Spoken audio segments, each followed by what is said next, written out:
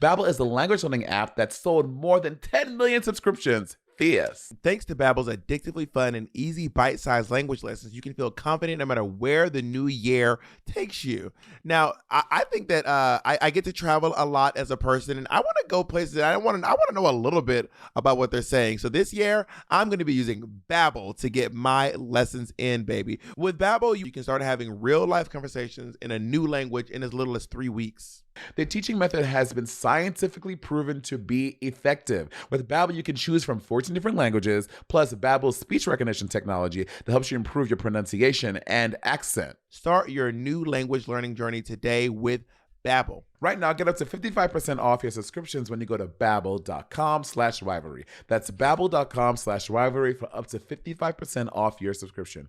Babbel, language for life. Remember those New Year's goals you promised yourself that you stick to? HelloFresh is here to help you eat better by delivering fresh ingredients and easy recipes right to your door. Get HelloFresh and skip that extra trip to the grocery store and the long checkout lines. HelloFresh makes it easy to eat what you love. Customize select meals by swapping proteins or sides, or even adding protein to a veggie dish. And now you can even upgrade for organic chicken or organic ground beef on select meals. That's amazing.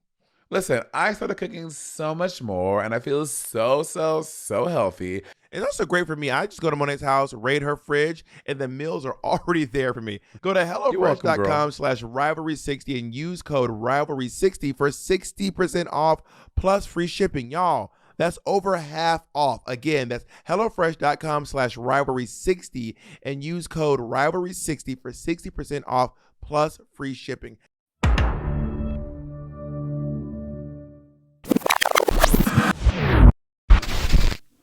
You've been sniffing a lot lately. You've been going a lot lately. Why you want to be me so bad?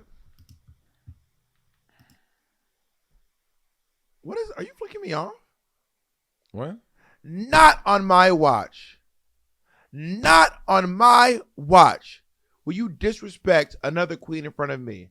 Because if you'll do it to her, you'll do it to me. And you do not have permission to. Every time I slap the table, this happens. Do you see that? No, what? The baby powder flies out of the bottle. You can't really see it on camera, though. I do not enjoy kombucha. Like, I know it's just like it became like a really popular thing people love. I don't get it. I don't think it tastes particularly good. What are you doing? Well, kombucha has nothing but nice things to say about you. That's crazy. She loves you. She's living. Hey, sorry, it's kombucha. It's kombucha, not kombucha. I sound like some. I don't like kombucha.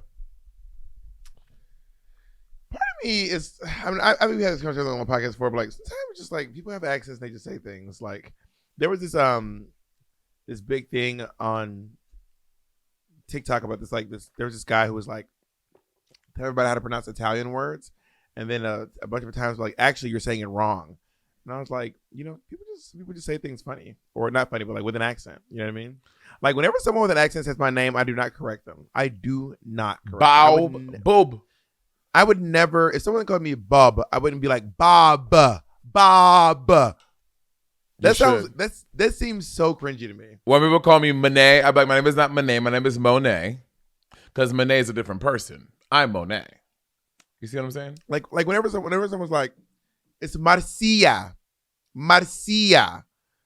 Something to me is cringy about correcting people's accents. I don't know what it is. Maybe it's if it was Italian, it would be Marcia. I was in Spanish, Marcia.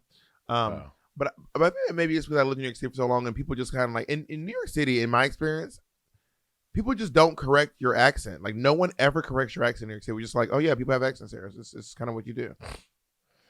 I mean, like but what are you talking about? But people do, yes. But if you say to New York, I said in my experience. If you say to New York, I'm going to Houston, ship like, no, you mean Houston.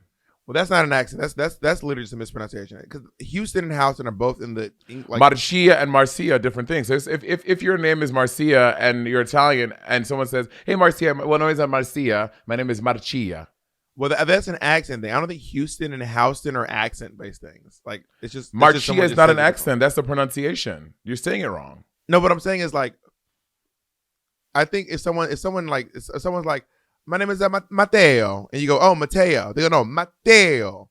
And you're like, oh yeah, Mateo. They go, no, Mateo. Mateo. I think that's an accent thing. Whereas Houston and Houston are just, it's like, oh, I thought it was Houston because I know the word Houston. It also is, but what you're saying though, Mateo and Mateo are different things in Spanish and in Italy. So it is. You can make the argument for Mateo and Mateo. If someone, we're gonna move on because it's not a rivalry, but if someone's saying no, it's actually Houston. That's not an accent thing. No one's correcting you. You can both have the same American vernacular accent or some regular accent, but you're just saying Houston. That's not an accent-based thing. Whereas, like, for example, if someone says your name with a French accent or with a Middle Eastern accent or with a Southern accent in New York City, typically in those scenarios, people don't really correct, especially on the names and the way that you say things. Whereas Houston and Houston are just different words. They are. Yeah. Anyway, Monet, last night's episode of RuPaul's Drag Race. How did you feel? Oh my God, it all feels like a blur. I don't know why. Why do I feel like? Oh, for those who don't know, but we should clarify. There's a street in New York City called Houston Street. Oh yeah, and it's spelled the same way that Houston, as in Houston, Texas, is spelled. But who is Houston? Was the name? Is that someone's name? How do we know it's Houston and not Houston?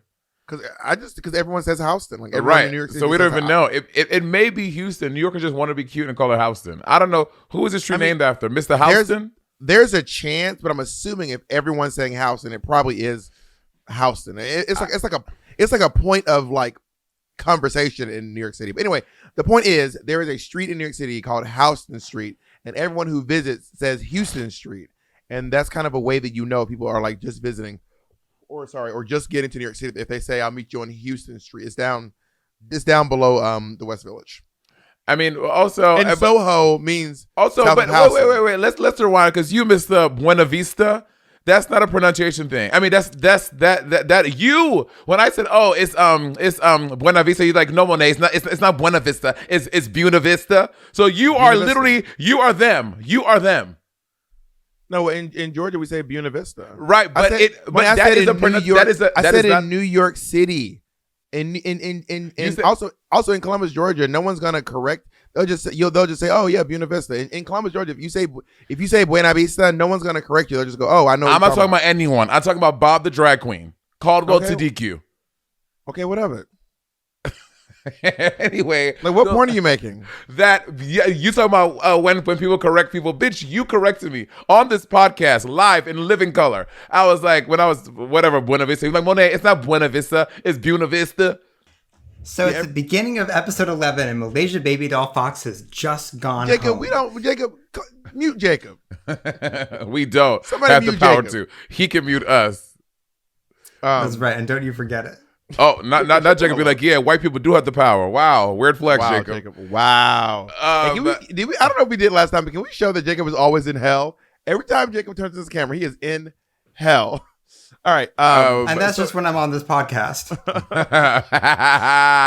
Damn. RuPaul's Cold Drag ass Race. bitch. Ironically. So Selena S. Titties is wiping off Malaysia Baby Doll's foxes. They are dragging her. They're like, this girl knows how to wipe off a mirror by now. This is her fourth time. Wait, is this her fourth? Third? Yes. No, it's her fourth time, girl. I think it's her fourth time. The design challenge. Maybe I'm wrong. Two design challenges. And something. I think we're going into, if this shit will lip sync again, it's her fourth. Jacob, can you check for us? It was her third. It was the two designs in the interview. Yeah. Got it. Yeah. So they were like, the girl knows how to wipe a mirror down, honey. And she lip synced during the Lollapalooza, so that's she why technically has lip synced 4 times. But this is her third time. Got it. Yeah. But anyway, she's the most lip synced. She's the lip sync assassin of the season at this point. Oh, for sure. She's sent home 3 girls, and rightfully so. She's a very good lip syncer. Selena is very electric when she lip syncs.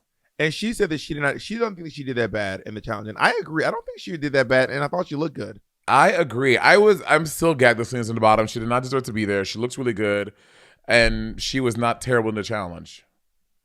And Lucy, of course, thought she was going to win. Lucy was sure that was her challenge win. Positive, if anything. She's gagged. She did not win that challenge. Well, I love when I love when the Lux, when they're all sitting around the table, Lux goes, yeah, to Sasha. She's like, yes, 3 maxi challenge wins. And the camera slowly pans over to Lucy, and Lucy's just like. Also, not only that, but Lux and Lucy are, again, it's been a few episodes, but now, once again, they're competing for second place, which is so weird to me. This is such a strange move. I think in a competition setting like this, it does give you some type of validation that you don't suck if you're really close to winning, right? Because the judges are looking at everything. So when you're like really close, you're like at least I'm not that far off the mark. Because being second and being like one of the ones in the bottom third before the bottom 2, that's a big difference. So it is validating for people in this experience. I know it was for me. When I know I was close to winning, I'm like, I feel validated a little bit, even though I didn't snatch the gold. I was one of those girls who was just happy that I was like the 2 times that I was in the bottom. I was just happy that I was the time I wasn't, when it was the Wizard of Oz challenge. I was just happy that I wasn't lip syncing. I was like, I'm just grateful to not be lip syncing. You know what I mean? Yeah. But anyway, I do still think it's very weird when the girls compete for second place. That shit is so weird for me. And then the next day they come in the room and baby, it seems like Lux just goes for Lucy out of nowhere, right? I love it. Lux is digging into her about this baby bump because you know what? You think it comes out of nowhere?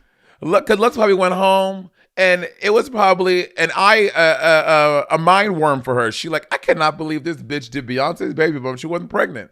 And I mean, there may be a little bit of like light, friendly drag shade in there, but mixed with some real like, bitch, what you were supposed to be. Also, this is a Bob the Drag Queen tactic. They're like, Monet, how you gonna be Beyonce but you have a baby bump? I'm like, well, like Monet, but she was pregnant.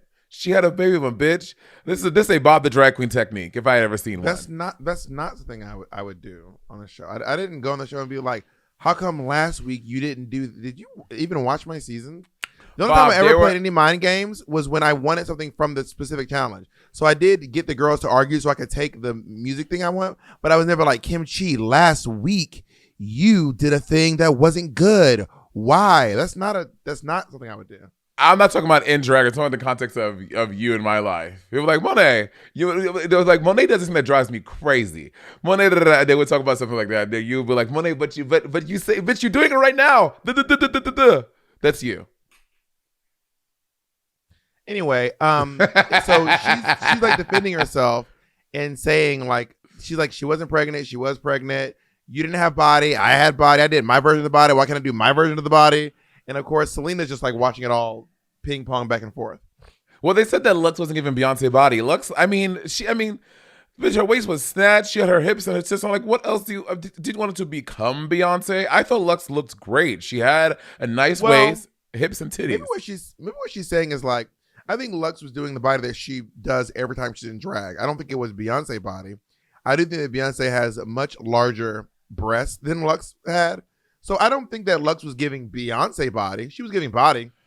I mean, but it was not Beyonce body. By that metrics, so then another fucking demerit on Lucy because she wasn't giving Beyonce hips and titties either. Again, I'm not defending Lux. I'm Lucy. I'm just saying that I don't think that Lux was giving Beyonce. I think Lux was doing the body that she always does, and I think I love the way her body works. But I don't think that she was doing like, she didn't change her body for this challenge to make it look more Beyonce. She did the hair. The hair was more Beyonce than she normally does for sure. But I will say, but I'm saying it's such a weird point to bring on somebody else. And bitch, you didn't either. So you're giving more strikes against yourself because you didn't do that either. So it seems like a weird thing to bring up. But I don't think Lucy did.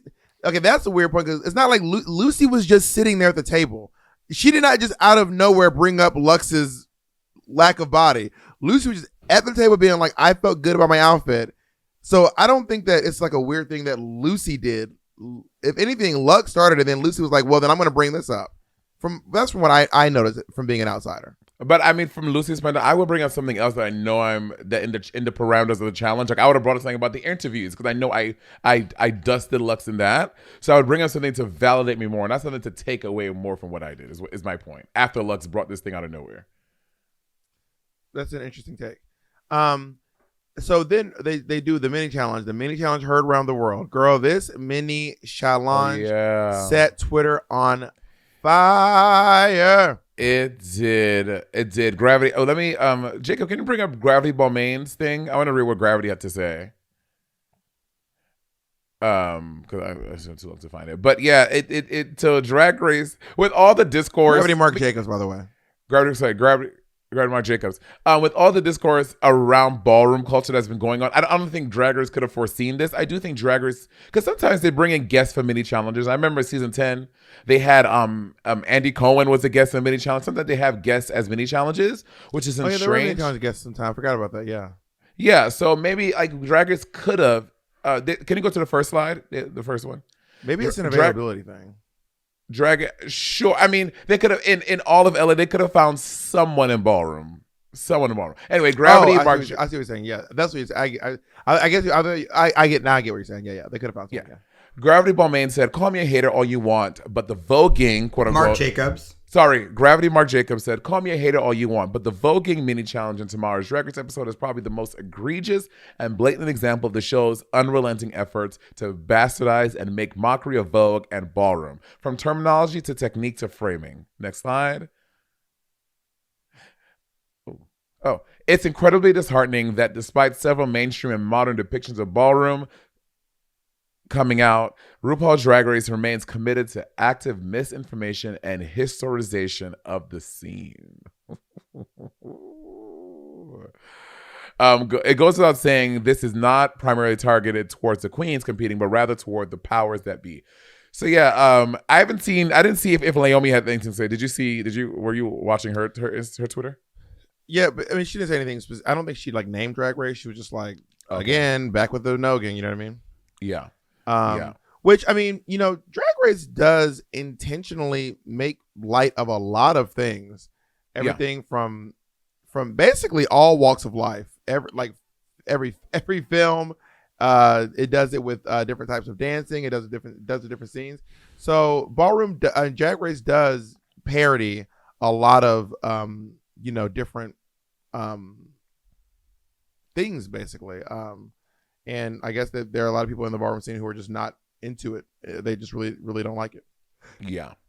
Overall, the mini challenge, I thought it was a fun mini challenge. I would not have given the win to, even though I enjoyed what Anitra did, I would have given it to Mistress Isabel Brooks. I mean, call me a favoritist. You're a Men in Black apologist. But did you? I thought because I'm kidding. She was great. I'm just being silly. It was super creative, and her doing the thing with Marsha, her doing the thing with the other person before Marsha, miming some. I forgot what she was miming, but it's all very smart and doing like doing the slow dip at the end. I She's really putting enjoyed makeup on Marsha. She was throwing shade. She put makeup on Marsha. Uh-huh. She act like Lux forgot to shave, and then That's she what it was. competed with Sasha's hair whips. Yeah, so I thought it was very creative and really fun, and I thought she should have won the challenge. Selena was throwing herself all over the floor. I think she fell and they just really leaned into it. And anyway, but Anitra wins, and so she gets to choose the order of the stand-up show. Yes, which I think it's yes, sure, it can be an advantage to pick the order, but at the end of the day, either you're funny or you're not. Like, sure, there are different places you can position yourself for padding either way. If you put yourself after someone that's bad, or or not before someone that's good, like there are different things you can do. Sure, but at the end of the day, bitch, either you got jokes or you don't. You know what I mean? I think honestly, I feel like it's less about where you fall in the lineup of the show, but more so who you're following. Because if you follow someone who bombs, sometimes bombing can be good for the next comedian, but it can also be bad for the next comedian depending on how they bombed. Yeah, the energy in the room. And following someone who's doing a really good job can also be good and or bad. You can ride that wave, or you can really disappoint if you bring it in a bad way. That's what I'm saying. It kind of it's so hard because you don't know, because sometimes someone really surprised you, like, shit, that person was really good, and then you may fuck yourself up that way. So I'm like, just let the cards be what they're gonna be. And just be funny. We found out why Drag Race is the next 30 minutes for this bubbly commercial. Baby, that bubbly commercial was long. I said not just being longer than the old episodes of Drag Race. It was picking up the coolers, picking up the things, you mean? Girl, and also it was weird because like the first time, that's probably not true, but like the pit crew member had a shirt on. I was like, why is he wearing a shirt? I remember being like, why is he wearing a shirt? That's so weird. He's wearing a shirt. It was mess, but I was like, not a shirt. But yeah, I thought it was an interesting way to pick the teams. And so they reach in a cooler and you have to pick a flavor. And then if you match up with someone that same flavor, y'all are teammates. And Selena ended up drawing the only flavor of hers, which means that she got to go alone. But she gets to choose if she wants to get a partner, which I was like, I don't know about you, I would have loved to be alone. I would have loved to be alone. I would not want to work with anyone. Me too. I would rather work alone. Yeah. I doing stand up is hard enough as it is, and let alone trying to build a voice with another person. Yeah. I would not want to do that. I have a question. So I think partially that's because both of you are very strong and good at stand up. So if the challenge was something that you weren't, like, what if it was a this is hypothetical. The challenge is you have to paint a lifelike portrait of somebody. And you could either be on a team with Mateo, or you could do it separately. Well, would you still want to do it separately, or would you? I mean, obviously, I'd want to lean on someone who was better at it than I was. If it was painting pictures, I want to work with an artist. If I knew I was with Kim Chi, who's like actually a great visual artist, or Manila Luzon, who's also a great visual artist, I would want to work with one of those two because I know that they can draw really well. Which, by the way, we used to play this game on Jackbox with Kim Chi, where you draw on these shirts. And Kim Chi would just draw these like elaborate, insane pictures while I was over here in fucking Stick Figure Town. I hate the drawing Jackbox games. I'm not a good drawer. I can't draw, and I'm always bad at it. But I do think that but if I was Mateo, I would want to do it alone. I want to be. If I was Kim Chi, I'd want to do it alone. You know? Yeah. So, but Selena and I've been to Selena shows in LA, and I've seen Selena is great by herself. Selena is very funny. Like, Selena is really good. So I was shocked when she wanted to get a partner. I think also she just got from being the bottom. She was probably so in her head, feeling so insecure. She's like, let me get a partner so I have padding. But I've seen Selena by herself. Like, she's really good doing just a one-woman show. So I was shocked. So the teams end up being Marcia by herself, Lux and Lucy, Sasha and Anitra, and then Mistress and Selena as the thieves. And who would you want if you had to have a partner? Who would you want to be your partner? Out of those people, I would probably choose. My natural inclination would be Mistress, and then after Mistress, it'd be Lucy. But I would have went for Lucy first. I don't think Mistress actually did that well though. Yeah, but I thought she would do better than she did. I went for Lucy first, just because considering Snatch Game, how she did in the hosting thing, and she seems like, and hearing her talk about how how she's done so, like she hosts many shows in Connecticut. I went for Lucy first. That's a good point. I would have gone for Lucy as well if I would have had you there to help me rationalize it. But left on devices, I would have chosen Mistress. So Lucy and Lux, they seem to actually be doing really well despite their tiff a few hours ago. What? And I mean, like, what that and it's just so crazy. They had all of this. They always have these arguments and whatever, and they ended up getting paired together. To me, that's so crazy. And because I don't think the fans are gonna be there was a producer in the cooler, and it's not inside the cooler. No, right. There was a if you look underneath, there was an empty space, and there was a producer in the ice. Right. I'm like, that's just how the cards fell, but that's so wild to me. But I think that Lucy is very professional. Lux wants to fucking win, and they're gonna put the difference aside so they can do a good job in the challenge. I also am one of those folks who, like, if they were changing stuff out in between, I'm not one of those viewers who's like, I don't understand people who are like, so and so is so overproduced. I'm like, you want your show to be produced. You do not want an underproduced show. I'm telling you all, you think you do. You do not want to watch an underproduced reality show. There's a reason why you all love RuPaul's Drag Race. It's because of the producers. Like, do y'all think it's a coincidence that you randomly like the way that Drag Race works? Yeah, it's because of the producer that you all like blame stuff on all the time. They're the reasons you love the show. The queens are great, yes, no doubt. These queens are absolutely, and obviously the queens are a part of this. RuPaul's a part of this. Everyone's a part of it. But these producers are, in my opinion, they're really great. So, Go ahead. I was saying it's the reason they love Sibling rivalry. Every fight we have, everything that it's produced. We have our weekly meetings. We produce every fight, everything. The two thing that was a produced moment with me and Bob. Y'all think that just happened organically? It's produced, y'all. Me and Monet, when we're not on this thing, we literally just like laugh and have fun. We never argue. We hug a lot of cuddling. You know, me and Jacob's relationship produced. We're not really dating in real life. Y'all think I'm in a real room? Y'all, this is a produced set. This is not my home. Y'all. Me and Monet still Can live we do in that New segment City. again, but just like with a little bit more drama? Like maybe Monet just pretend that Bob is lying. Maybe just Bob call Monet a bitch, something like that. Let's take it again. Okay, got it. And Jay, remember to take Jacob's voice out of that. Sorry. Yeah, and take out the part where we admitted it was all produced. Here we go. Take 2. Bitch. First of all, everything's not produced, but not everything. I know. But I mean, you're fucking produced, and I just produce these nuts on your chin. Let's bitch produce my motherfucking middle finger to your motherfucking miggle, not the middle finger. Not the middle finger. Why do you always make fun of my Bob, speech let's take impediment? that again. Be meaner about that. All right, we got to move on. So, so Anitra. Okay, so Anitra. I don't get migraines. Same. I've had one maybe once in my life. But also, baby, we got to get it together. Like, I'd be like, that. I hate that you have a migraine. I hate that for you. That being said,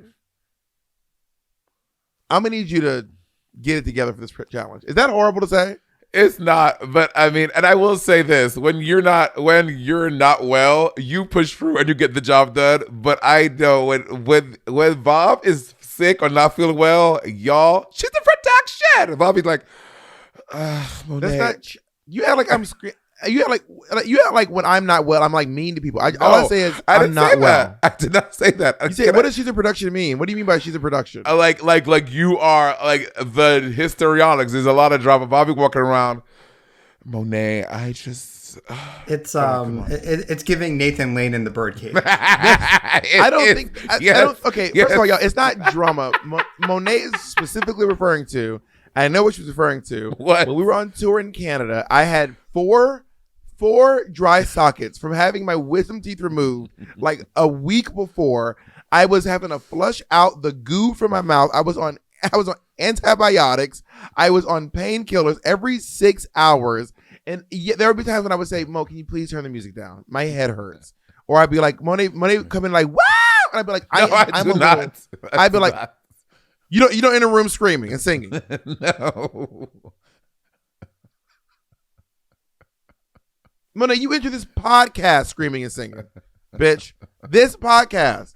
Anyway, so yeah, there were times where I'd be like, Monet, okay, my volume is very low. Bob, that is too much. Like literally, that was you. I was you. Who the one screaming and carrying on now? Not Huda. Not Huda. But anyway, long story short, what I'm getting at is yeah. So I would be like, my head hurts, Monet. My head hurts, and Monet's like, oh my god, the drama, ooh, the histrionics. Yeah, but I agree. Anitra, she walks out to get to medicine, and the medic is called. I'm like, girl, we got to get together. But I mean, honestly, I would not want to throw my. I don't get migraines. I don't know if her migraine might be completely debilitating. I mean, okay, I'm a I'm a hot migraine girl. I get migraines. They're bad. In my experience, I have an ice pack I put on my head and I lie down in bed for a while. But I've also had to work through a migraine. I think if I were her, I would put my head down on the desk. I would close my eyes, and just being able to close your eyes and lie down, I feel like that gets you into a place where you can kind of focus and at least talk to people. Yeah, I mean, I think I've suffered from a headache, not a migraine. I know migraine is a different thing, and it is hard to go through. Sometimes I know these people. Sometimes they get nauseous, they're dizzy, lights, and you're also on set on filming a TV show, right? So the lights are bright, the room is So I understand how that can be hard to work through. That being said, you get one shot at Drag Race, and bitch, this could be the thing that sends you home. So it's bitch, I gotta get it the fuck together and just make it work. But again, I cannot speak to how intense her migraine was, but I would have, but I still, as her partner, would have been annoyed. I've been like, this is just unfortunate for me as well, that you're having this migraine thing because the competition didn't seem to make any concessions for this migraine. What does medical and Drag Race get you? Do they have the good stuff, or is it just like Advil? No, the medical Drag Race, they can't like get you. I've never been hurt that bad, so I don't know. I mean, you should ask Eureka or Cornbread what it gets you. Well, our season when Blair injured herself in the pharmaceutical. So after that, Blair was having an allergic reaction to gluing earrings to her ears. So every day the medical had to come and check on her, and that's when we had Cody. Cody was this hot set medic. So fucking Wasn't hot. that wrong, Blair? She's like, my ears. So Cody, my ears. Literally, every morning he had to come check on her and give her her medicine. So I don't know how. Cody, will you please check on my ears? And you got to get really close with your mouth. But yeah. And then Marsha's working. Marsha, I mean, they said like Marsha's talking to herself, and I'm like, yeah, bitch, she's saying her material out loud. Like when I'm writing jokes, I can't just like say it in my head. Like I need to like hear it out in the world. So she's practicing her material. And we see when she goes to work with Ali Wong and Michelle, they like her material and they're like, wow, good job. When they were up there, when they were picking the spots, they were asking Nietzsche what her plan was, and she was like, none of your business, bitch. She was like, none of your damn business. I don't think she had a plan. I think she was just saying stuff. You think so?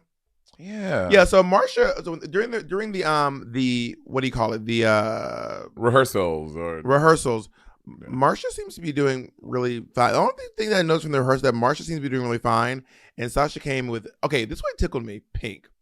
They are so harsh on Selena. Oh. No, the opposite. They're so harsh on Selena. Like they're like, you need to cut it down. That's not fun. One, not funny. Two, it's too long. Also, are you gonna make it good? And then Sasha Colby came in with like an inkling of an idea. She was like, well, we're thinking that maybe we'll be kind of like, and then Michelle was like, yeah, that's something. Work with that. And Sasha literally had like the idea of an idea, and Michelle was like, brilliant, run with it. Yeah. And it just feels like they were really harsh to Selena in that rehearsal. Yeah, I'm not really sure why, but I will say having Ali Wong, who is like one of like the biggest motherfucking comedians like in the world, like they're helping you get critiques on your material. Like how great is that? And she was. I mean, you have me, and you don't even seem grateful. So.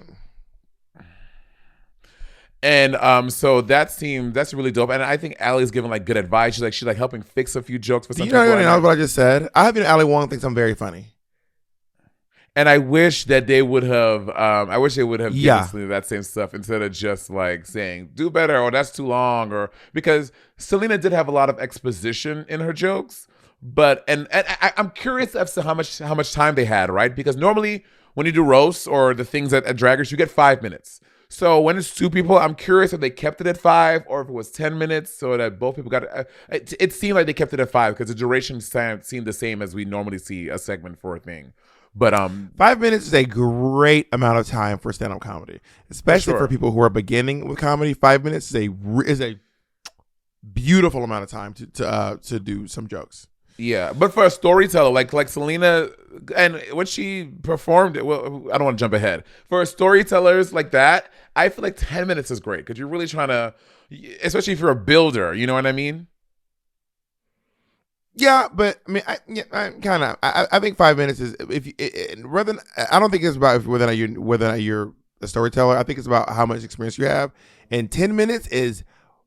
10 minutes when you're on stage is a long time. If you're not with it, if you don't have 10 minutes, you will do 3 minutes and swear up and down. Yeah, you did 10 minutes. Yeah, for sure. And they'll be like, "Girl, you literally have 7 minutes. Keep going."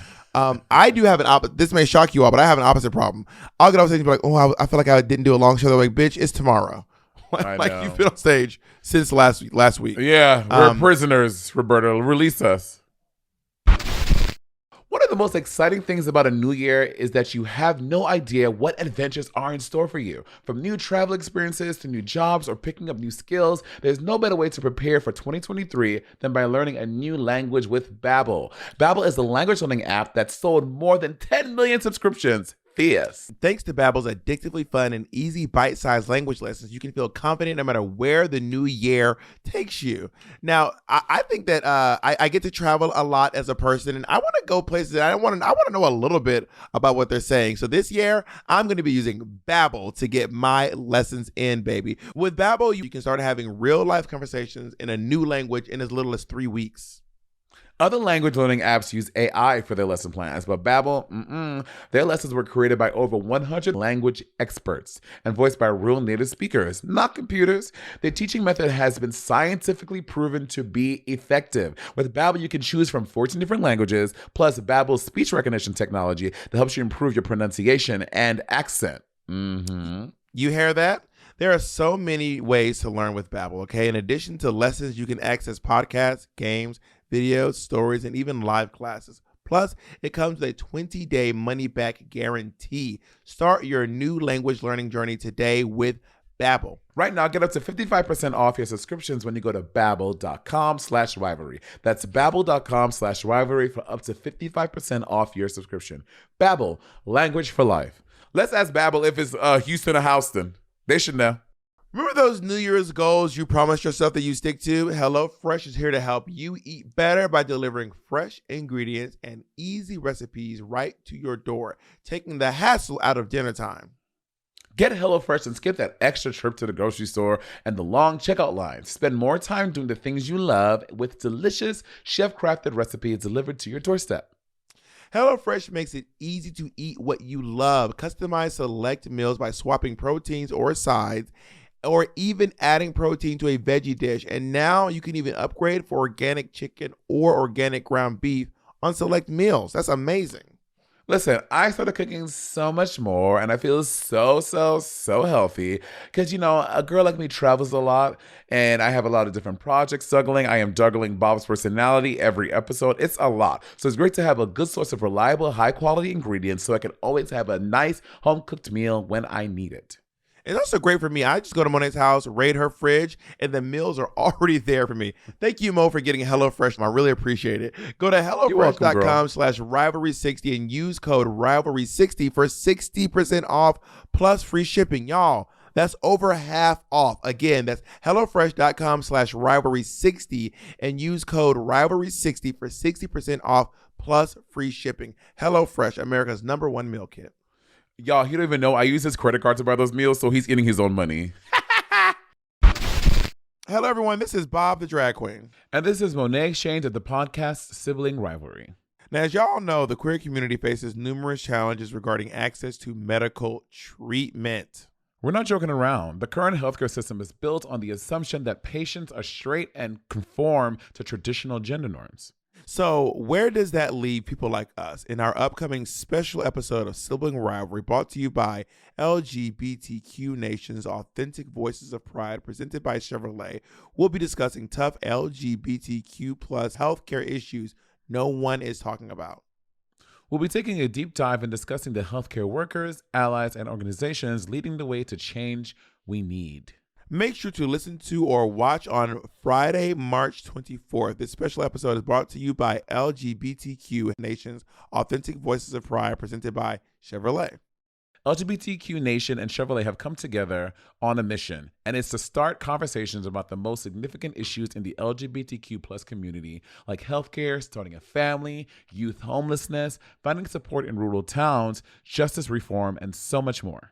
For more information, visit lgbtqnation.com/authentic-voices-of-pride, where you can hear from people like the imitable multi-hyphenate Billy Porter, as well as luminaries like Wanda Sykes, Busy Phillips, Tyler Oakley, Wilson Cruz, and so many other inspirational humans who help us recognize the challenges and advocate for solutions. Again, our upcoming special episode will be out Friday, March 24th. We hope you can join us. Thank you to Chevrolet, LGBTQ Nation, and Authentic Voices of Pride. So you've been stewing about a little health problem you have. You almost resort to texting your group chat to get your friends' opinions that don't know nothing about healthcare and Googling to see what you have, getting the wrong information, and you're extremely likely to find quality medical advice in your group chat, girl, or on Google. One time I asked Bob about something that I had a problem with and I got all the wrong advice. So I can confirm your friends are not the one you need to be asking for medical advice. Apparently, a Band-Aid doesn't fix a broken leg. Listen, thousands of medical professionals on ZocDoc are there to help you. They listen like a friend and they give you expert care that you need. ZocDoc is the only free app that lets you find and book doctors who are patient reviewed, take your insurance, are available when you need them, and treat almost every condition under the sun. Maybe they can fix Monet's attitude problem. Listen, on ZocDoc, you can find every specialist under the sun, whether you're trying to straighten your teeth, fix your achy back, get that mole checked out, or anything else. ZocDoc's mobile app is as easy as ordering a ride to a restaurant or getting delivery to your house. Search, find, and book doctors with a few taps. Find and review local doctors, read verified patient reviews from real people who made real appointments. Now, when you walk into that doctor's office, you're all set to see someone in your network who gets you. And let me tell you, the reviews on ZocDoc do not play. People tell you their honest to God truths about their experiences so you can govern your time and your business accordingly. Go to ZocDoc.com, find a doctor that is right for you, and book an appointment in person or remotely that works for your schedule. Go to ZocDoc.com/rivalry and download the ZocDoc app for free. Then find and book a top-rated doctor today. Many are available within 24 hours. That's ZocDoc.com/rivalry. ZocDoc.com/rivalry. We're going to go on to the makeup moments. So Wait, Marsha talks about... Wait, hold on. Selena, What? is just Can we take that moment again? But Bob, can you fight Monet when she said that this time? Wait, what did I say? Selena,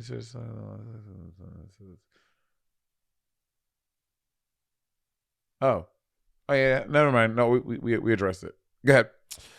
So first of all, Marsha is talking about being nervous about being alone, and then Lux is like, "Yeah, you should be nervous." Is Lux playing mind games with the girls? Because like the fight with Lucy earlier, this one Marsha's like, "I'm nervous." She goes, "Yeah, honestly, you should be. Like you should be shaking in your boots, Miss Thing." I don't think so. Lux strikes me as someone, as we have seen, she doesn't speak with much of a filter. She kind of says what comes to her mind. I think that there may be some of her own insecurities about being by yourself in like a comedy challenge where you're not a comedian. Like that is scary. Like if you don't tell jokes for a living and you don't think you're particularly strong at comedy, being by yourself where everyone else has the padding of a partner. So if we suck, we suck together. We're going down together. I agree, but saying it right as we're doing our makeup to go tell jokes is wild to me to be like, yeah, girl, you might really bomb and just go home, which also kind of happened. So I'm like, that is wild to me that Lux was like, girl, woof. Don't want to be you. Don't want to be you. Would hate to be you. Yeah. Monet, does that seem like Bob the drag queen behavior to you? Well, but like, yeah, you should be. Bob doesn't in a thing. Well, let me speak from my experience. In my experience, and Bob and I have been going on stage together, or we have something that we're gonna do. Bob is normally encouraging. On this podcast, I'm bullied. In real life and in actual situations, he normally is a great person to have by. But on this podcast, he's a demon. Anyway, in a competition setting, why don't we ask people who actually competed with me, who actually can compete, because you can't compete because you don't compare. All right, let's keep moving on. Anyway, it was hearing Mistress talk about her mom and like. Well, before we go into the serious of that, I want to say one because I don't want to break out of that. I was shocked that Mistress uses eyebrow tattoos. Oh yes, I did notice that. Vivian uses those too. The Viv uses those, and so does Naomi, or she used them on me anyway. When she did my makeup, I haven't seen her paint in a while. Well, on other people maybe because she uses. Well, you don't have. Because Vivian is shaved, the Mistress is shaved, and you don't have eyebrows, so you can just do it on their skin. I reckon it's hard to do it, but no, they put makeup on top anyway. Of makeup, yeah, or top of glue or something, yeah, that makes sense. I was shocked to see that as well. Bitch, she be painting. I don't think I've ever painted that hard in a long time. You paint like that too. I've never painted that hard in a long time. No, me. I said for me. Well, I'm thinking that sentence. I'm trying to make it. I've never painted that hard in a long. Like you mean like you haven't painted that? Yeah, I haven't. That's what I meant. Oh, I was gonna say I never paint that hard, but that's not true. I used to, and then I mixed married with. I haven't painted it hard in a long time. I don't think I do like. I mean, I do like a big eye. You know what I mean? Yeah. I want to start putting more like white in my highlight. Sometimes I see these pageant girls that they put a little more. They put white in their highlight, like black girls. They put like white in their highlight here, and like Logan Hardcore's best friend that passed away. Her name is Maddox Madison. Maddox Madison, like that Maddox Madison, like bright highlight. I want to try that. I think that might be my thing. Give it a shot. You never know. It might be calm. It is so sad to hear about MIB's relationship with her mom. Did you watch Untucked by any chance? I did not watch Untucked. So flash forward, her mother figure actually sent her a video, her drag mother, Chevelle Brooks, who is an Brooks. I've met her. I gagged when I saw Chevelle Brooks on the screen. I was like, oh my God, that's just fucking Chevelle Brooks. Sent her a beautiful message, a gorgeous message. And it really painted a really great picture of who Mistress is. And she said that she was bullied into being her drag mom. She said, there's some girl, they said, there's some young girl in Texas telling everybody you're her mom. And she was like, I ain't never met this girl. Oh my God. That's like Bob. Bob was walking around telling everybody in New York City that I was his daughter. And I was like, I didn't even know this bitch. That is not true. That is not true. That is not true. I said, I have always said I am your aunt. I've always said that your mother left you on my doorstep. I have never said you were my daughter. I would never have a disrespectful daughter like you. I would never raise a disrespectful child like you. What are those kids at home be like, oh, I hate you. I can't wait to leave.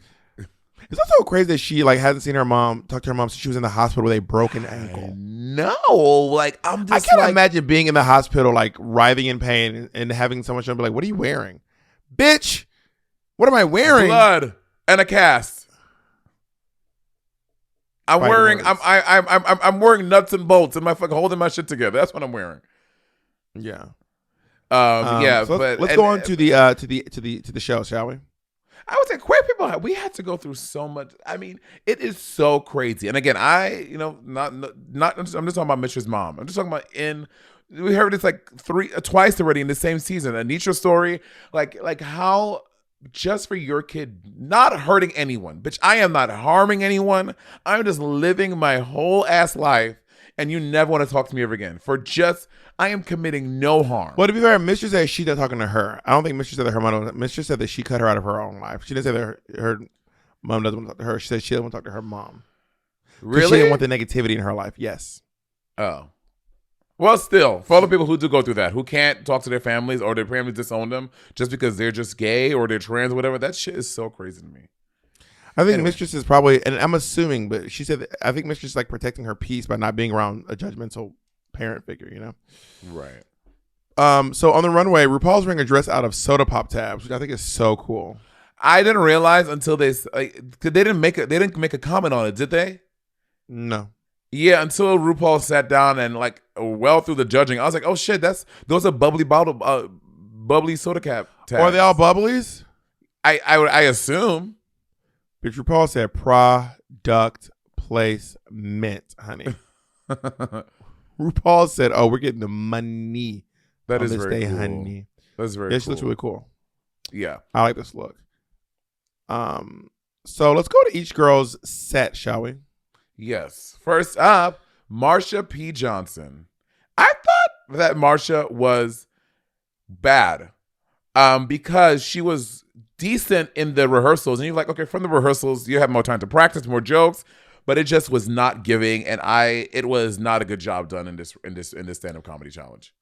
I wrote down, I thought the on the television line was funny, but I don't remember what the joke was. There's something she said about being something on television. Oh, she goes, hey, you ever learned that everyone in your life lies to you? I learned on television. That's what it was. Yeah. I thought that was pretty funny, and I also thought her joke about being nervous in front of T.S. Madison was funny too. I don't remember that one. I don't remember that joke. She was like, "Girl, you got the girls shook. It's me. I'm girls. Something like that." And by girls nervous, I mean me. I'm very nervous around you. Yeah.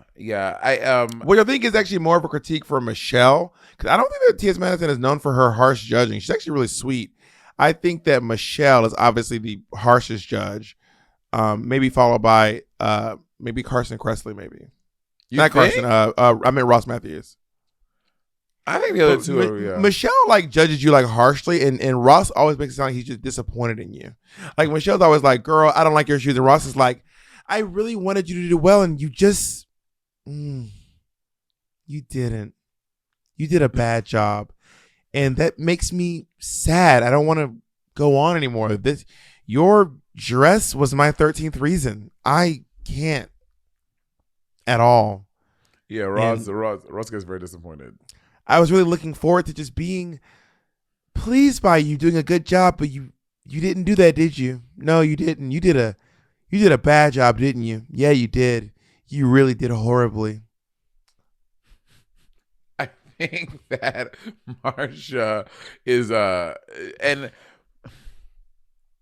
I really wanted Marsha to do a good job because I'm like, really, I do like a little underdog story. And because she's not feeling confident in comedy, I was hoping for the best, but yeah, it wasn't giving. I don't think it was that bad, but it wasn't great. Going on to Lux, London Noir, and Lucille LaDucille. Sasha was like, it's good. What? Great. What? I did write about Great. Marsha. Marsha, she had no earrings. She had on these when drag queens don't have earrings on, it really does drive me crazy. And she had on these like tiny little end up Q-tips on her ears. I mean, you can't even see. It looks like the queen is not finished getting dressed. They look like unfinished. And it was about. You say words that rhyme with "here" more than most people say it, or do I just hear it so much because of your accent? I can't tell what it is. You asked me this I feel before. I feel like you say the word "ear" more than like anyone I know. I just don't think that's true. Like I feel like you're always saying "ear." And earring. Marsha's ears were bothering me. That she didn't have. She had those tiny earrings. Oh my god, you said ears. You said, oh my god, I never heard you say ears like that before. Oh my goodness. Anyway, then moving on to Lux and Lucy. And I thought they were splendid together. Their jokes were really well. They worked it was so good. I was so happy to see Lux turning out this comedy challenge. I thought it was fine. Like I don't remember like laughing. I don't remember like laughing out loud. I think actually the most laughs I had were actually we'll get there, but it wasn't during this set. But I do still think they did the best out of everyone. That being said, what was weird though was they're talking about going to sleep. But bitch, if you go to sleep with white strips on your teeth, you will wake up. Your teeth will feel like gummy bears. Bitch, that joke was so funny. Do not go to sleep with white strips on your teeth. I thought that shit. I thought it was very well done. I thought it was very smart. And what I liked most was their synergy. I thought that they were very synergistic. And when you're working with that is true. That had a great back and forth. Yeah, so to me, that really, and I think that's like half of this challenge. Yes, coming with jokes, but working with someone else to me is a very big component of the challenge, and they did that very well. I think what was really great that they did was their introduction to Anitra was really funny. Like in these next two, one of them, she is a former Miss Continental. She is a literal queer icon. She is a goddess, and the other one is Anitra. That was probably the funniest line of the entire show. Yeah, I agree. And then Sasha and Nisha come out, and they are not doing well. Wait, well, I don't think so. You do your assessment, then I'll do mine. What do you mean? We don't have the same experience. You should do your assessment of them, then I'll do mine. Oh well, yeah. I think that Anitra and Sasha, I'm not enjoying what they're selling. I think they're trying to do a bit where they're stepping over each other. And I think it's like a bit in their thing, but to me, it's not coming across as planned. It seems too messy. And I wrote down, I did write down, I think that Sasha saved herself at the end by working in, and I don't know if it was off the cuff or they planned to say that, but the whole Evie's dick and Michelle Ball's thing, that saved Sasha from being in the bottom. I think that, but up to that point, the set was not great, and I did not enjoy it. I disagree. I thought they started off really strong. I really enjoyed their canned bits. So let's do a couple of canned bits. I enjoyed those a lot. I thought it went downhill when they started doing the stoner material. in my experience, most jokes about being a stoner just kind of aren't funny. I'm not saying you can't make funny jokes, but I just haven't heard a lot of great jokes. And the idea, I think people think it's just funny that people love weed. And I just don't think loving weed is funny. And being like, whenever people talk about loving weed, they're always like, make sure that you smoke weed. I love that weed, honey. The weed. Like, it's not funny to me. So I really love the beginning. I love the end. The middle was a big sag. It really sagged low. Like Michelle Ball. I'm kidding. The middle had a lot of it just took a big dip while they were trying to make these weird jokes about being stoners, but they weren't jokes. They were just saying they love weed. That was the whole joke. Right. If they were making jokes about their use of weed, it would have been funny. But just saying I like weed is not a punchline. Yeah. And then Men in Black and Selena as titties. Selena did a really good job. Selena's really fucking good. She told so many great. There are so many great moments in that. Like she didn't like. I think the difference between her and Mistress was that Selena had jokes within the story. There were a bunch of jokes within the story that made it really good. Whereas Mistress's the whole thing was like there was a rhinestone in his dick. Get it? You know what I mean? Yeah. Selena, she took us on the entire journey of that song to building up to the story. It was great. There were so many moments in it that you can laugh at and hold on to, things that you remember you repeat later on. I think Selena did a really fucking good job. Work. If I gain weight, I can be the first big girl winner. I got like 20 more pounds, and I'm the big girl.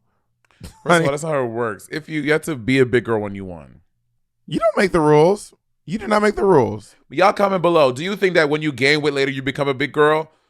Or do you, or does if I get 20 or 40 more pounds, bitch, they'll be like, the no big girl. I'll be like, look here, honey, look here. But you were not big girl when you won the show. I agree, but I'm going to be the first post-win big. I'm going to be the only big girl. Caveat. It would post my win, but I will be the big girl. They'll be like, there's no big girl winners. Yeah, there is, honey. No, baby, we'll put a big ass asterisk on your plaque. A big girl. How many years? Over a decade after she won the show. Okay, so let's say Mistress won the show and then lost some weight. Is she no longer a big girl? Is she still a big girl winner? She will be she would have been the first big girl winner, but when we see her, she's lost weight now, but she's not big anymore, but she would always be the first big girl winner. That would be her title. Not if I gain these 20. I mean, go off. Do it. Not if I drink this mayonnaise, Mistress. I will drink it before Mistress before the season finale. Check me out, honey. Do it like it's your B-day. I feel like if I gained a lot of weight, my face wouldn't. Does my face gain weight? Kind of. Anyway, so let's keep on moving. Oh yeah, I thought that I did not like Mistresses. It wasn't giving. It was not giving. It was not great. It really was not great. But I mean, 2 weeks in a row, we kind of seen Mistress struggle a little bit. She struggled last week, and she struggled this week. She struggled with the interview. She struggled this week with comedy. I hope this is not the downfall of Mistress Isabel Brooks. Yeah. Is Ali Wong taller than T.S. Madison? That's what this picture say. Right? No, but she also has those giant platform boots on. Let's talk about these looks. So, tatters, tears, and torn. That was the thing of it. No, I mean it's like shreds and it's like I can't remember the name of the runway, but it's like shredded. Don't shred it. Yeah, don't shred it. Something like that. Marsha now. I believe it isn't it Rip Me to Shreds. Oh yeah, Rip Me to Shreds. I do not remember the name of it. Rip Me to Shreds. I thought that Marsha's. Okay, they should have called it "If You Stay Shreddy, You Ain't Got to Get Shreddy." Runway is Rip Her to Shreds. If you stay shreddy, you ain't got to get shreddy. You know, I don't love this look because it's such a plain dress, and also that's not how Tears look. This looks like punk rock makeup. This is not. Tears don't look like that. Am I being too critical? Yeah, I think I agree. Tears, all you have to do is literally just take like a straw, put a little black thing, and let it just fall down your eye. Not like she looked like she did it, and she took the liquid liner and was tracing it out and carving it out. It looks like a crack in a stone or something. It looks like punk rock makeup to me. Like Kiss would do this or something, you know? Yeah, I think that she could have. she could have been more inventive with this category, especially after what Michelle said. Like Lucy just did this the other day, but then also like the runway is what she brought, right? Like what more could she like? Unless she makes a brand new dress, which she sews, she makes all I've her seen clothes. girls do it. So maybe she should have did something else. And why didn't she have shoes on? She had one shoe on. Oh, because the girls beat her up and they snatched her hair, ripped her dress, and she's crying. got it. Yeah, this wasn't. So like a chunk of her hair is missing. Why does she have 2 crowns? Oh, she put it on her head later on. Got it. Luxe Noir London. I love this look. This look is so cool. I love that she did this RuPaul tribute. That's very smart of her. She looks amazing. This is great. I love this. I love the gap in her teeth. It's so cute. It's giving Wee Wee Pole. Wee Wee Pole? Do you watch the show Tamar? That's RuPaul's band that she used to have back in the day. Oh, got it. Yeah, I think she looks great. She looks really good. No notes. I think she looks great. Yeah. Let's go on to Miss Lucy LaDuca. Now, I acknowledge that this outfit looks like it was very well made. It looks very cool. Something about this, I don't know. I don't like it either. I think it's the makeup. It's the makeup and the hair. It's the neck up. The neck up. Like the neck down, it's great. The outfit is really fierce. But I don't understand. Like, I know she's doing like a Bram Stoker's kind of Dracula, but who is Bram Stoker? I thought she was doing What Happened to Baby Jane. No, she said she's doing Nosferatu. Oh, I thought it was Bram Stoker Dracula. It's like a certain type of Dracula, like the old time Dracula. Well, she said I'm giving Nosferatu. Is what she said. Huh. But it is giving What Happened to Baby Jane, though, right? With the white? I mean, kind of, a little bit. I just don't like this makeup, and I don't like this hair, and I appreciate the idea, but I do not care for this. Yeah. So I think sometimes we're just going too far out of the box. You know what I mean? I mean, she could have worn the dress, just not done the crazy makeup. And this hair. It's little pound cake, that's what it is. This hair. Oh, it is little pound cake. The hair got pound down. The hair looks so crazy, and the makeup looks. Oh my God, Monet! This looks like that when you used to tease those when like something you would have done back. No, it's not. I would never put my hair up like this. It was always back like an afro, not up like this. No, I'm gonna find a picture. I'm gonna find a picture. I'm gonna scour the internet because I'm gonna find this. And Jay, when I send it to you, we're gonna have this is definitely some old Monet shit for sure. It's not. Yep, on 100. Oh yeah, it does give Lil Pound Cake. It looks like Lil Pound Cake does Dracula for Halloween. Sasha Colby. I thought this was really dope. You know, I love me some denim. Denim and diamonds. I love this look. It's so good. I love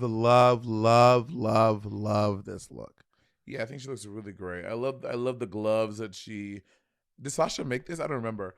I don't know. But she looks really great. I love the hair too. Having this little like head tie with like the hair coming down. I think she looks great. I love this look.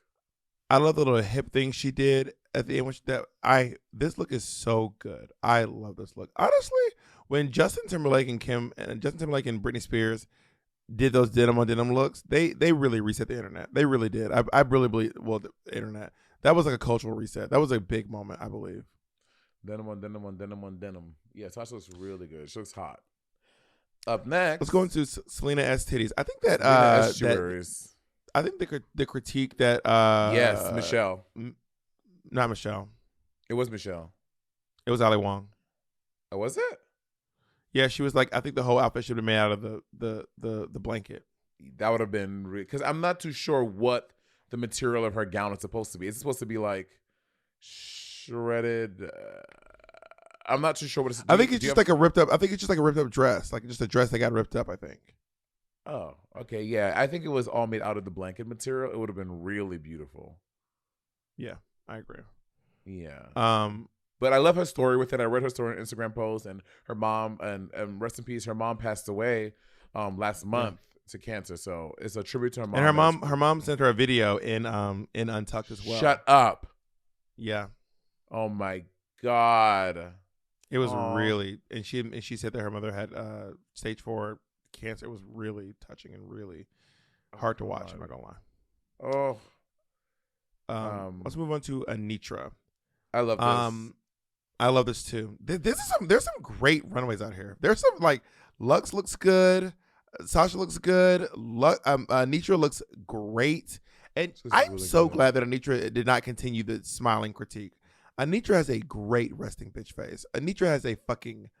I love Anitra's fucking resting bitch face. It looks so good to me.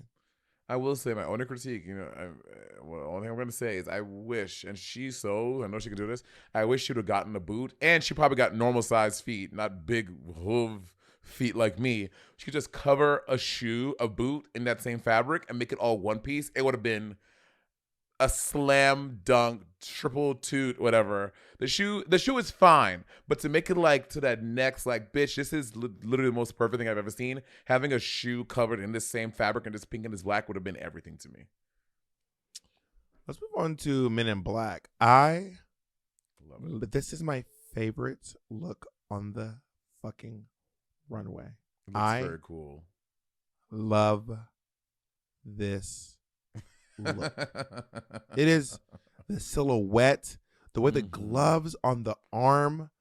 Yes. This dress is amazing. I love It's this so good. look. And I can't tell. So are they sleeves? I think they're sleeves. And even if you check her armpit, I think they even put armpit thing to make it look like do you see what I'm talking about?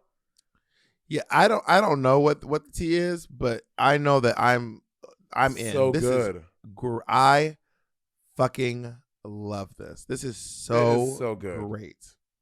It's so She fucking looks good. like $1 million. Oh, She looks like bitch. $1 million. I was so Everything. happy to be looking at this outfit. I felt very lucky to be looking at this outfit. I was obsessed. This And looks every so time good. I watch you untucked, every time I would look at it, I was like, how are they doing these sleeves? How are these cutouts? I just kept looking like, what is going on? How is this working? Yeah, it's so well done. She looks fucking amazing. She looks really good. Perfect. I love it. I love Yeah. it. Who's your favorite look on the Let's- runway? Mistress, for sure. Okay, and least favorite. I'm gonna go with Marsha. How about you? Favorite and least favorite? Same. Favorite Mistress, least favorite Marsha. I don't like What? Lucy LaDracula's look, but Marsha, at least she tried something. Marsha Well, I like aspects of Lucy's look. Like I like Lucy's dress is great. I just don't like her hair and makeup. I don't think I like any of the aspects of Marsha's look. Like I don't like this dress is just not cute. the Pig Jacob shows of fucking Lucy, the picture on the right. I just can't. Can we please put that picture in the actual thing? I just cannot at this picture. She just looks Just great. send Jay the thing. Oh.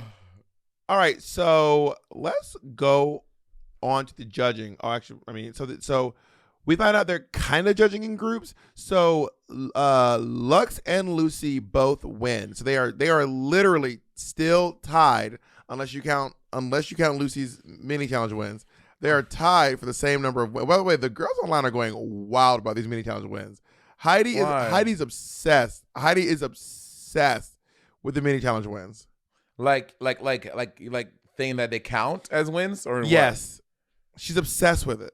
Well, I don't think they count as wins. I wouldn't say that.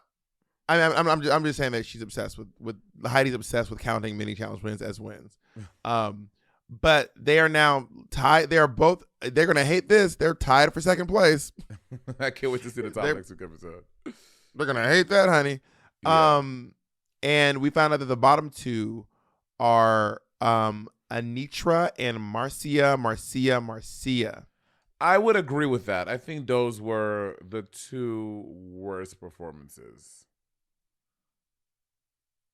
I mean, maybe I would maybe put a difference between Anitra and Marcia, but I think I'm sorry. I could see a world where it's Mistress and Anitra, but I think Mistress's runway was just so strong that it pushed her out of the bottom.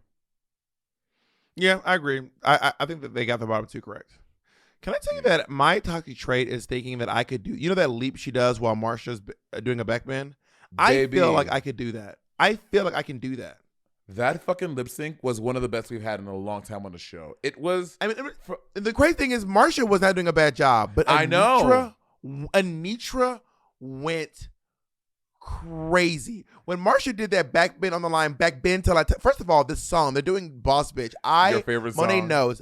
Monet, y'all, this song is so good. When Doja Cat said, "Bitch, I'm the after, you been the before, I've been the stallion, you been a seahorse, don't need the report, don't need the press run, all of my bad picks been all my best ones." That is, it is such a good song. It really is. Like when that song comes on, when she goes, "I don't want to go with the flow back bend till I touch my toes. I don't want to row the boat. Wrist full of rocks and I hope I float. Big up yourself because you know they don't. I chew because they hope I choke." Like she is like, I love Doja Cat so much. Rapper. Planet Her should have won Best Album. I don't care what anyone says. No shade to whoever won that year. It should have been Planet Her. It should have got. It should have definitely got more. It should. I think that Doja Cat Planet Her album should have gotten more critical acclaim because honestly, I mean, it got a Grammy nomination. What more?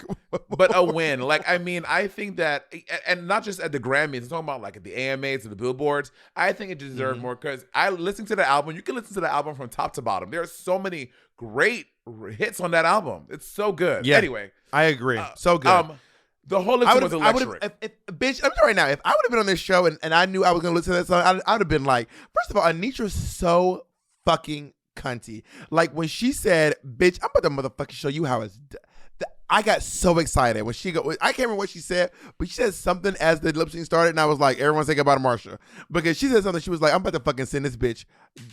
Whatever. You know, one of my favorite lip syncs was when Raja said to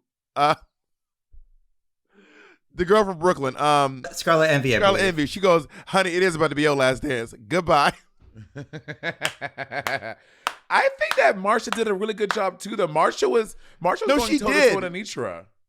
No, I'm not toe-to-toe. Don't say that. Don't do that. Don't do that. Not toe-to-toe.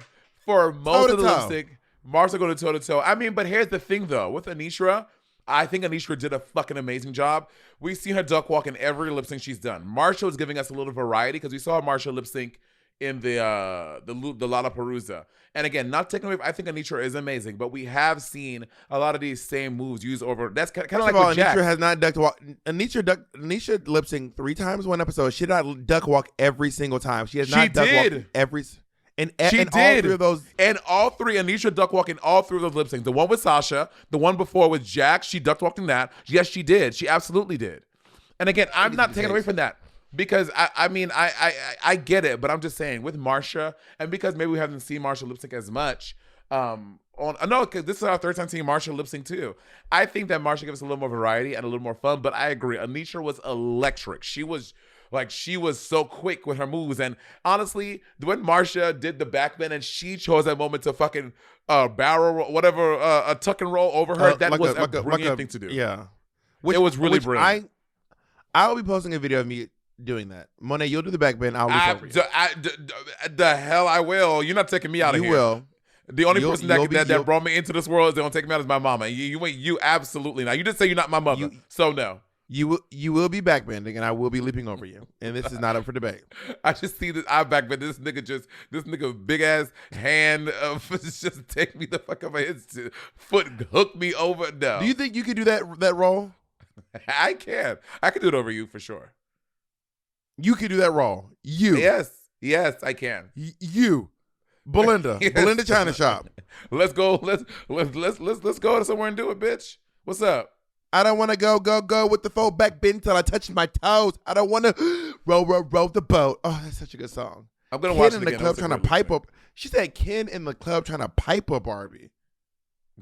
I don't want to be. I ain't trying to be cool like you, wobbling around in your high heels. I'm clumsy. Make friends with the floor. 2 for 1. That's a great line. 2 for 1. You know a bitch by. That's such a great line. 2 for 1. You know a bitch by 4. 2 left feet. You know I always drop. First thing your girl did was a pop. I'm a whole damn cake and a cherry on top. Shook up the bottom, make a good girl pop. You ain't even here to party. Kid in the club trying to pipe with Barbie. This is such a good y'all. Go back and listen to Boss Bitch. This is such a great song. Thank you, Doja Cat, for blessing us with this amazing. And it was like literally a song for the Birds of Prey soundtrack. Like 4 years ago. And 2020. And no shade. I feel like the big song they pushed was Megan's song, which was a great song. But Diamonds. Diamonds. Diamonds are a girl's best friend. Yeah. Diamonds, but it was they should have Megan put that and money Normani behind Bounce Bitch, which went just Doja. If you're listening, I love you so much. I love you, Doja. I love you so much. Thank you. Anitra beats Doja Cat and Anitra beats. By the way, have you seen Doja Cat perform? She is a great dancer too. By the way. And I wish I would have saw her at Coachella. She looked. I saw clips from her at Coachella. I haven't seen her live though. If I see her doing a festival, apparently she has her album coming out this year. Wherever she's at, I'm definitely gonna watch. I am sexually attracted to Doja Cat. People ask me what my pansexually looks like. That's what it looks like. I am sexually attracted to Doja Cat. 100%. Do you wanna go to her tour next time? She is on tour together. Please. Are there any women you're sexually attracted to? Oh yeah. Like who, bitch? I mean, so many women. All of them. All right. Thank you all so much. So Marcia goes home. Marcia did a good job this season. Marcia should be proud of herself.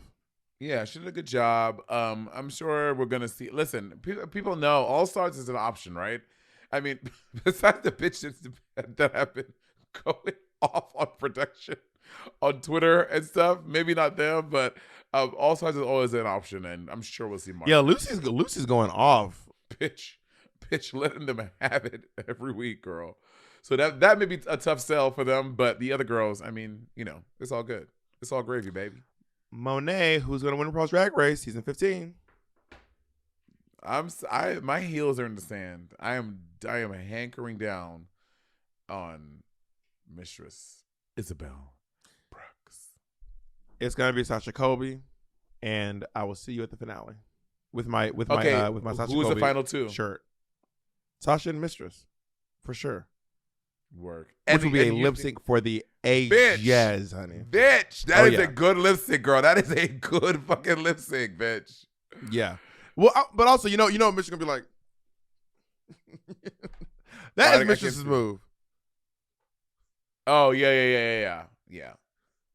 Right. We'll see. All right, bye, bitch. All right. Bye.